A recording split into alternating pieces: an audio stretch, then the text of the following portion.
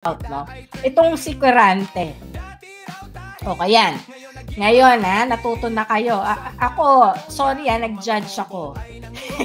Para, si Senator Marcoleta rin nag-judge. Sino nag-judge dito nung sinabi niya may 40 billion siya?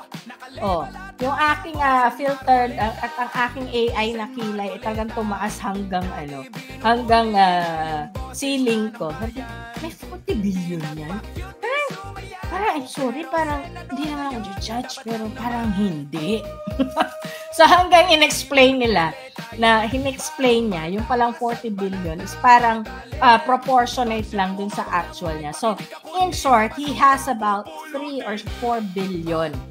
Malaki pa rin yun. Malaki pa rin yung sabi ni Jefe Pure. Di nag-judge ka din. Hindi lang ako judge.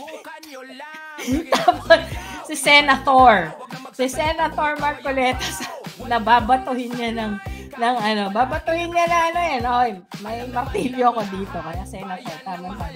Ano sabi niya kanina niya sinabi? Kay Senator Bato, naniniwala ka ba dito? Parang mukha ka naman walang pera, mukhang gipit ka din. Kaya do not judge, no? Do not judge. Do not judge a book by its cover ba? Ayan.